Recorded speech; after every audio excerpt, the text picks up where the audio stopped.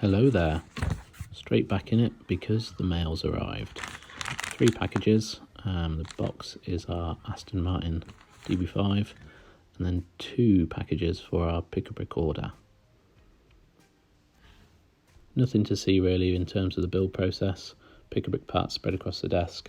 We are literally just copying those instructions and duplicating the neighbours either side with very minimal changes to the instructions at all. Just one thing to note is the use of my own parts inventory to build up that sliding section underneath.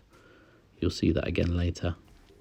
And of course you've probably noticed the Technic plates from the art sets that I'm using to base the entire build on top of.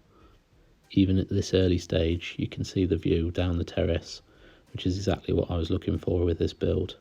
At this point it was just about laying it out in the centre of these 3 16x16 plates, just to work out how it fit at each end once it was fully extended. Oh, and there's those coloured bricks haunting me again. We'll see them again soon.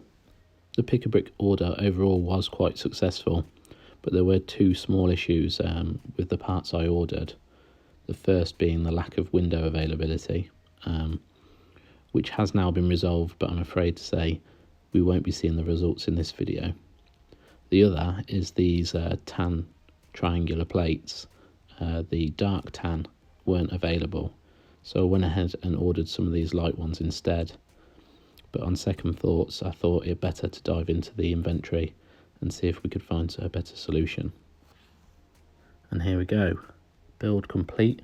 Well, not quite thanks to that lack of windows, but as I say, that will be resolved in the next one, thanks to Bricklink. But as you can see, much more substantial build.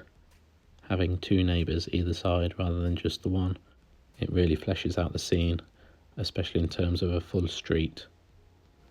As I say, there's no real creativity in this expansion.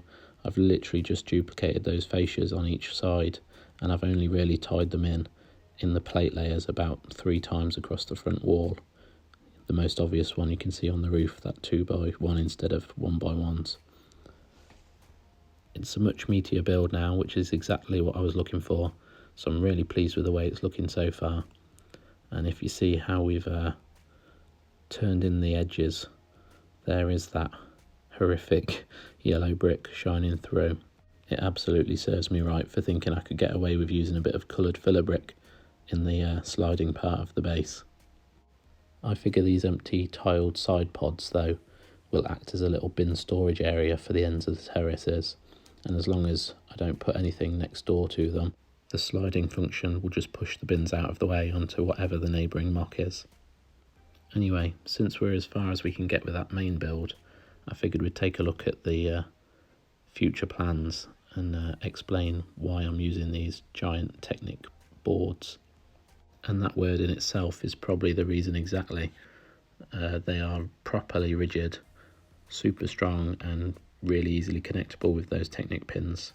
So I'm looking forward to using them in a modular fashion to rearrange the layouts and combine them with the new road plates, which are obviously really flexible and really customizable. I had hoped originally they'd make an all-in-one mill system for me, but once I added the road plates I realised it was still going to be a costly exercise to add that extra 2 layers on top of the brick and a plate layer thickness of the Technic plates.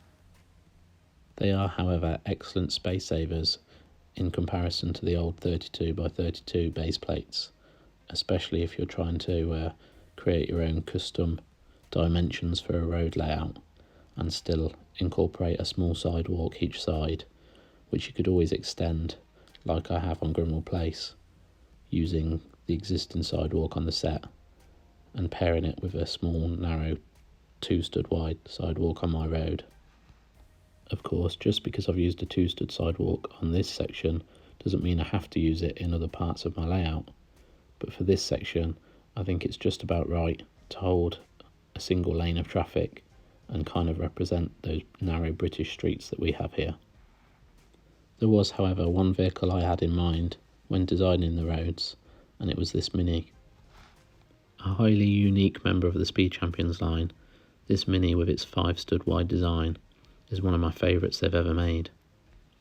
Apart from its obvious Britishness, it also scales beautifully well with the Grimmauld Place set, and with this dimension of road, almost looks like it could navigate two-way traffic on this street.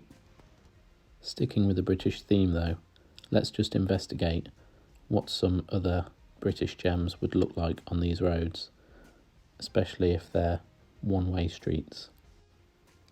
Introducing the Lotus, British Racing Green. Yeah, that seems to fit okay. Just enough space either side, doesn't look too squashed.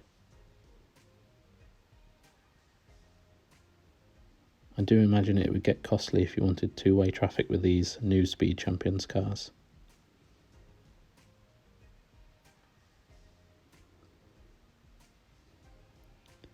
And of course, the brand new DB5 that we saw the box for earlier. I love the look of this car from the front. They've done an excellent job shaping that grille and that swooping bonnet. From this perspective, it doesn't even look too far out of scale, but I imagine closer up to the building, it probably is a little bit too large for these roads. That's better. Yeah, this definitely seems to fit the bill, but I think we're probably getting a little bit ahead of ourselves, and we need to get back to the basics. We're not quite ready to be placing vehicles or minifigures just yet. What we can get back to though is the new road plates, because there's a certain zebra crossing that will fit nicely in front of that park area we wanted to create. I like to use one plate and one tile to create my curb height. I do this just so I can use these curved slopes to add in drop curbs and other extra detail features along my streets.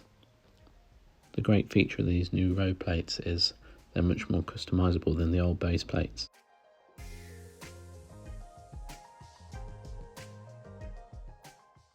Now we can get a much better vision of what we're looking for in terms of this garden in the centre, and we can even start to work out where we want our road pattern and where we might want to add in a crossing.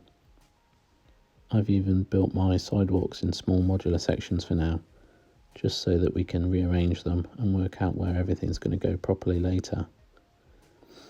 I've already spotted that these corner sections would look far better with a curved section, so I'm working on some designs for that.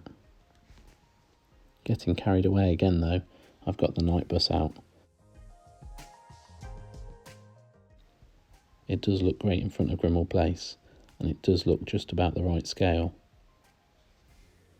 Now please bear with me, you'll have to leave me alone for a little while, because we've got to get back to this garden area, and I am no horticulturalist.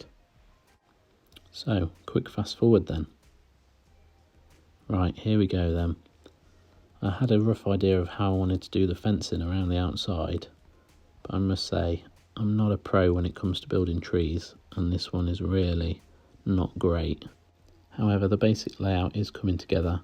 We've got flower beds, we've got a path that winds through, we've got two gates, one on the facing side of Grimmauld Place, and then one off to the side, which is probably where I'm going to add in my zebra crossing. And then we've got a small pathway that runs through the centre of the park, and a small bench as well. It is very much starting to come together now though, and I think we've finalised our basic layouts, so it's just about finessing those final pieces and tidying in those sidewalks and zebra crossings, and then we probably are nearly enough ready for some minifigures and fleshing out that scene.